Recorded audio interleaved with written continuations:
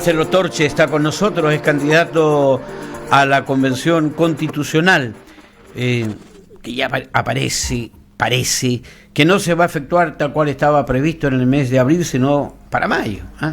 Para abril o para mayo será, pero en mayo aparentemente hay una decisión que a lo menos ayer tomó la Comisión de Constitución y Gobierno refundidas en la Cámara de Diputados. Ahora se debe estar debatiendo en la Sala de Diputados.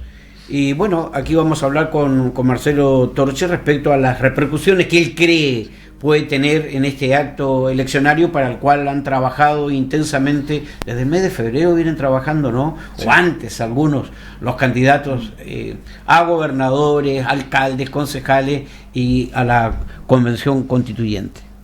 Marcelo, ¿cómo estás? Bienvenido, gusto de saludarte. Muy bien, Vladimir, muchas gracias, gusto saludarte también, gusto saludar a todos quienes nos escuchan hoy día por la radio y nos están viendo también a través de el canal de televisión y de Polar Multimedia. Marcelo, se han levantado algunas voces aquí en la región, han aparecido rostros emblemáticos de la política regional en el diario, muchos de ellos manifestando su descontento, su disconformidad con una medida que se ve como centralista. Una vez más, se toma una medida en Santiago y afecta a todos. Llueve en Santiago, se mojan todos, aunque no llueva en las regiones. Hoy nosotros estamos en fase 3. Perfectamente, si estuvimos en el plebiscito en cuarentena, ¿por qué no podemos votar hoy? ¿Cuál es tu mirada sobre el particular? ¿Cómo se está legislando? Es exactamente la misma. La mirada que yo tengo es que nuevamente nos vemos perjudicados por una medida absolutamente centralista, en la cual lo único que se ha tomado en consideración es el comportamiento de la pandemia en la región metropolitana y en alguna que otra región, pero fundamentalmente nadie ha mirado qué sucede o qué ha dejado de suceder con la mayoría de las regiones. Es cierto, es muy posible que alguien pueda decir la mayoría de la gente está en Santiago, sí, pero aún así Santiago no es Chile. Y tampoco podemos predecir qué es lo que va a pasar con la pandemia en los próximos meses en aquellas regiones en donde hoy día tenemos la situación controlada. Por lo tanto, si se iba a hacer un cambio de la ley, ¿por qué no pensar que ese cambio de la ley podría haber sido que la elección se divida? Porque derechamente Magallanes, por ponerla de ejemplo, iba a elegir a sus constituyentes, sus gobernadores, sus concejales y sus alcaldes. Bueno, ¿y por qué no haber hecho la elección en aquellas regiones entonces en que se podrían haber elegido a estas personas, aprovechando precisamente que la pandemia está controlada, utilizando, por así decirlo, la misma lógica que están utilizando hoy día para suspender la elección? Habría sido mucho mejor dividirla. Habríamos tenido determinados quiénes iban a participar en la Convención Constituyente, quiénes eran los gobernadores, los concejales, los alcaldes, independientemente de cuándo se decidiera que iba a comenzar su mandato. A lo mejor se levantan algunas voces de parlamentarios de regiones que están en estos momentos en una fase distinta a la de la capital o el Biobío o Valparaíso, ¿no? Ojalá adopten alguna medida. Ahora, en términos reales, yo creo que la elección se habría podido hacer exactamente igual. El gran incluso ejemplo, en Santiago dice tú, Valparaíso, Concepción. El gran ejemplo lo tuvimos acá en Magallanes. Con condiciones distintas. En la época más álgida de la pandemia. Pero más pequeño. Somos más pequeños. Somos más pequeños, tenemos menos locales de votación, sí. Pues. Sí. Por lo tanto, para el caso es más o menos lo mismo. Si Magallanes tiene un comportamiento, es como un Chile más pequeño. Y tuvimos el plebiscito en el momento más álgido de la pandemia. En el momento en que teníamos un pic de contagio, donde teníamos una cantidad enorme de casos activos, donde teníamos todas las camas críticas e incluso más ocupadas en nuestros establecimientos asistenciales, donde iban aviones todos los días con pacientes a Santiago, a Puerto Montt, a Concepción y a otros lados, porque no teníamos dónde tenerlos acá. Sin embargo, el plebiscito se hizo en términos normales, no hubo ni más ni menos contagiados, y la gente concurrió de manera responsable. Ojo, la gente que vota, que se interesa, que tiene conciencia cívica, habitualmente es gente responsable. Y es gente que asume con responsabilidad la función. ¿Y qué es lo que hizo? Lo mismo que habría pasado ahora. Concurre con su mascarilla, concurre con su alcohol gel, habría llevado su lápiz, para no utilizar los útiles escolares de la mesa, habría cumplido con el protocolo, esta cosa de mantener distanciamiento social, dejar su cédula de identidad a una distancia competente, tomar los votos conforme se le indique, hacer la votación y depositarlo en las urnas que hubiese correspondido, recoger su cédula de identidad, firmar lo que corresponda e irse por donde se le indique. Fue lo que sucedió para el plebiscito y no me cabe ninguna duda que habría sucedido ahora también. La gente no se quiere contagiar, eso tengámoslo claro, nadie se quiere contagiar. Y la gente en estas actividades actúa responsablemente. Por lo tanto, yo creo que se habría podido hacer igual en todo Chile. Pero si se suspendía en algún lugar, bueno, suspendámoslo donde tengan problemas, no donde no los tengan. No tenemos idea cuál va a ser el comportamiento de la pandemia en un mes y medio más. No sabemos cómo vamos a estar en Magallanes en un mes y medio más. Sí sabemos que ya en mayo los fríos ya empiezan a arreciar de manera bastante mayor a como está hoy día. Y también sabemos, porque lo vimos en el hemisferio norte y lo vimos el año pasado en lo que fue el resto del país, que el frío también contribuye con la pandemia, o sea, contribuye a la propagación, contribuye o dificulta más el combate a la pandemia. Entonces, ¿por qué no haber aprovechado aquellas regiones donde está controlado para haber dividido la elección? Si vamos a modificar la ley, hagámoslo en términos racionales. Aprovechemos las regiones que están controladas y que voten esas regiones. Ahora, Marcelo, quiero conocer tu opinión, ¿no? Porque es verdad, tú eres candidato para escribir la Constitución en representación de chilenas y chilenos desde este extremo austral. Pero este es un tema contingente, este es un tema de no preocupación, de ocupación nacional, de todos, hombres y mujeres, de manera transversal. ¿Hemos sido exitosos en la vacuna? Sí, hemos sido exitosos en la vacuna, eso no hay ninguna duda. Pero yo tengo una pregunta, ojo, ¿se deja de vacunar con motivo de Semana Santa? Mi pregunta ¿es oportuno dejar de vacunar cuando estamos contra los tiempos? De hacer los PCR durante la Semana Santa, cuando lo que más ha recomendado la ciencia médica es estrellar el cerco en los PCR, en la trazabilidad, en el seguimiento, no sé. Y lo otro, ayer escuchaba yo el llamado del ministro de Salud, hablaba con la Cámara de Diputados que estaba discutiendo el tema, si postergaban o no postergaban la elección, el compromiso de acelerar el tranco, fundamentalmente la trazabilidad, colocar los recursos que sean necesarios en la salud primaria. Lo otro, cerrar el acceso a las regiones con cuarentena durante este fin de semana, endurecer las medidas porque había quedado una puerta abierta de que se iban a levantar las medidas de la semana pasada. No, lo dijo ayer el ministro, la van a endurecer porque el COVID ha golpeado muy severamente a la zona central del país. Mira que la morgue no tenía acceso a cadáveres en Valparaíso. Vale decir, es una situación escalofriante. Por eso yo digo, mira, la situación con Magallanes, no entrar en discusión en este tema, ¿no? Era distinta en el momento de la pandemia, somos menos, fuimos afortunados, pero sabemos lo que significa hoy Santiago, lo que significa Valparaíso, estar en la aglomeración, en el metro, en los buses. No hay transporte público gratuito tampoco en este instante, cuando se está discutiendo también hoy el retiro de un tercer 10% de los fondos previsionales acumulados. Sí. A ver, vamos por parte porque hay varias cosas. Tienes la palabra. Varias cosas. Bueno, lo primero me parece absolutamente inoportuno interrumpir el proceso de vacunación e interrumpir el proceso de toma de muestras de PCR.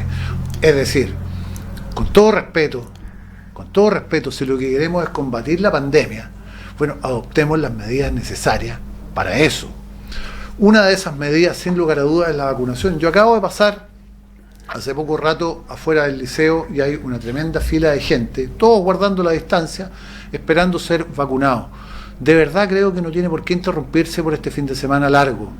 podemos tener el mismo recogimiento, podemos llevar a la misma reflexión del fin de Semana Santo, podemos respetar nuestras tradiciones religiosas, sea cual sea nuestra creencia, pero sin embargo podemos continuar con el resguardo y no me cabe ninguna duda que Dios no se va a molestar porque lo hagamos, no me cabe ninguna duda que al contrario Dios va a estar muy contento que la gente se cuide, porque eso por lo demás es lo que le ha dicho que se cuide.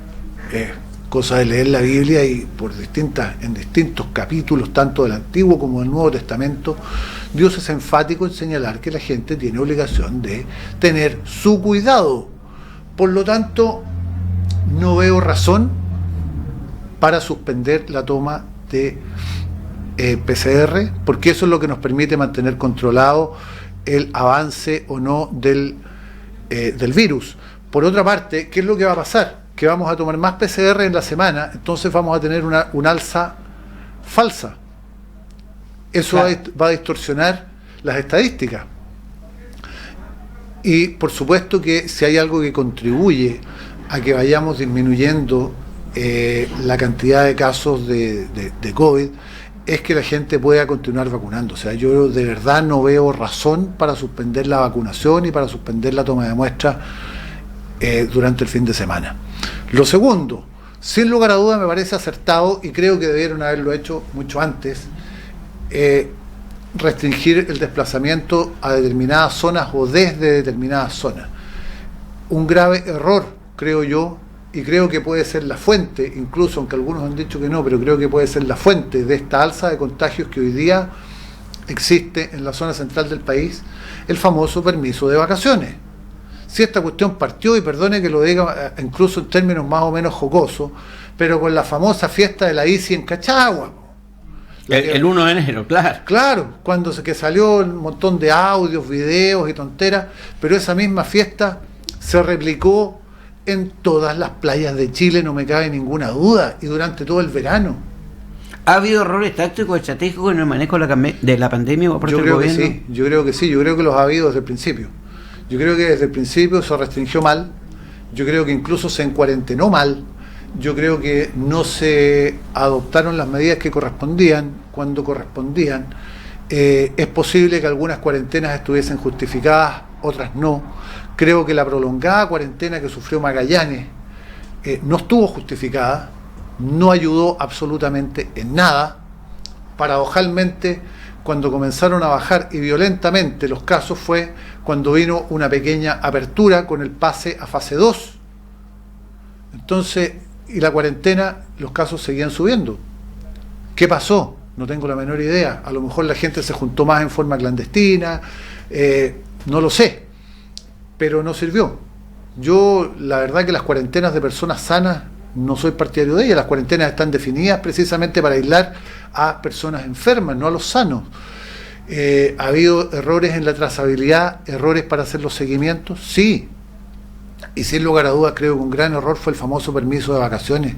Perdónenme, pero por un verano que nos quedáramos en la casa o que hiciéramos vacaciones locales, a nadie le iba a suceder gran cosa. Sí sucedió gran cosa con los contagios que vinieron de vuelta y que después contagiaron a los cercanos en los domicilios o con las amistades en otros lugares. Pero de verdad creo que ese manejo no ha estado bien. Te puedo llevar al campo internacional por un instante, Marcelo, sí. apelando a tu condición de servicio en el ejército durante muchos años como abogado, ¿no? ¿Cuál es el mensaje que se entrega cuando a un gobierno le renuncian todos los comandantes en jefe de las Fuerzas Armadas por el mal manejo de la pandemia? Esto ocurrió ayer en Brasil, sí, al gobierno de Jair Bolsonaro. El mensaje yo creo que está bastante claro. En el fondo los comandantes en jefe le están diciendo: señor Bolsonaro, nosotros no nos hacemos partícipes en nuestra calidad de funcionarios públicos de el manejo que usted está teniendo respecto al menos de lo que es esta pandemia. Y como no somos partícipes de esto, no queremos ser sus funcionarios públicos, por lo tanto damos un paso al costado. Definitivamente no quieren ser parte. bien sabemos que todas las Fuerzas Armadas en el mundo pertenecen a la administración pública, a la administración centralizada del Estado, y eso no es la excepción Brasil. Entonces, llegado el momento, el llamado de atención por ese lado vino y lo renunciaron absolutamente todos los comandantes en jefe. Ninguno de ellos quiere ser partícipe de las decisiones erradas que estiman está adoptando ese gobierno. Que entre paréntesis, desde un principio, el manejo de la pandemia creo que ahí ha sido con una extrema laxitud. Absolutamente. Con una cantidad de gente que ha muerto que es enorme. Yo creo que ahí precisamente, yo no sé si será, cuál fue la convicción de hacer lo que se hizo, o mejor dicho, lo que no se hizo en ese país, pero realmente la laxitud llama la atención. Y más me llama la atención la cantidad de gente que aprovechó las ofertas en Chile para viajar a Brasil sabiendo la condición, y se fueron en el verano, y varios llegaron y están hoy día con la cepa brasilera en Chile. Ha llegado la cepa brasileña, la cepa del Reino Unido, claro, la cepa inglesa. Hay que tener mucho cuidado, y mucho cuidado aquí con nuestro aeropuerto, ¿no? Yo creo que se deben extremar las medidas en el aeropuerto de Punta Arenas, porque no sabemos, ¿no? Fíjate que el caso de Antofagasta, que trajo la cepa inglesa, asintomático. Sí, claro. Un hombre joven, asintomático, y eso es tremendamente peligroso, por lo cual yo creo que aquí en nuestro aeropuerto sí ya han impartido instrucciones. Escuchaba yo al Ceremi conversando con nosotros, también a la intendenta, refrendando aquello, pero fíjate que hasta hace una semana, 5 días, no una semana, no se solicitaba el PCR para ingresar a Magallanes. Bueno, yo hace varios meses ya que a mí me lo vienen solicitando. Yo tuve varios viajes por trabajo que tuve que hacerlos a Santiago, y todas las veces pero la pregunta era, ¿viene con PCR o viene sin PCR? Vengo con PCR a esta fila. Ya, aquí está. A que los residentes magallánicos no le exigían el PCR. No, como residente. Lo que pasa es que la diferencia era que el que venía sin PCR quedaba automáticamente en cuarentena, y para salir de ella tenía que concurrir o solicitar hora para PCR, y con PCR negativo terminaba su cuarentena, o de lo contrario cumplirla por los 14 días que le exigían. ¿En qué puede afectar, crees tú, para la campaña? Tú estás en campaña, en plena campaña, tus demás colegas constituyentes, los candidatos al consejo, los candidatos a alcalde, a gobernadores, ¿en qué puede afectar la campaña, de hecho, la publicidad? En tanto sea decretado, o sea, aparezca el decreto en el diario oficial, se termina la publicidad para reiniciarla 15 días antes de la elección. No así la estática, la que están en los techos de las casas, ¿no? Que me imagino se van a mantener en el tiempo. Y siempre y cuando sean casas particulares. El tema el tema de la estática, yo en gran medida creo que tiene relación con una norma que está en la ley, que es que no obstante terminarse la campaña oficialmente 3 días antes, existe 30 días después para retirar la publicidad estática por parte de los candidatos o de los partidos políticos involucrados. Si no es así, la retira la municipalidad y le cobra a los candidatos o a los partidos. Yo creo que tiene un poco de armonía con esa norma, y dijo, bueno, si tenemos esta norma y no la queremos modificar, mantengamos entonces las estáticas puestas. O sea, lo que quedó, pero no se puede poner más. Ese es el tema. Pero en lo que se refiere a la publicidad, sea por los medios de comunicación social u otro tipo de publicidad, va a generar un impacto importante. De hecho, había incluso candidatos, me ha tocado conversar con ellos, candidatos a concejal que me decían, yo iba a comenzar la campaña real, sin perjuicio de haber hecho cosas, haber hecho puerta a puerta, haber conversado con gente, haberme dado a conocer por algunos medios, o a través de redes sociales, pero yo iba a comenzar mi campaña fuerte ahora, me decían. ¿Por qué? Porque como candidato a concejales, a ellos les interesa lo más inmediato, el tema inmediato, o sea, la cercanía con la elección. Ahora no habrá más tiempo para llevar claridad a las vecinas y vecinos que estaban muy confundidos, ¿sabes? Por un lado sí, de hecho, el otro día, un poco para la risa, es anecdótico porque fui a visitar a unas personas haciendo puerta a puerta, y una señora me dice, bueno, pero al final, ¿qué es lo que ustedes hacen? Porque después de que me pidió una serie de cosas que eran de competencia del alcalde o derechamente de las municipalidades, o con lo que tendrían que ver más los concejales, al final me dice, bueno, ¿y ustedes qué es lo que van a hacer entonces? Entonces le digo, mire, nosotros vamos a redactar la nueva constitución. y me hace una pregunta y me dice, ¿y para qué van a cambiar la Constitución? Entonces le dije, señora, ¿usted votó el 25 de octubre en el plebiscito? Sí, me dice, yo voté. ¿Y qué votó?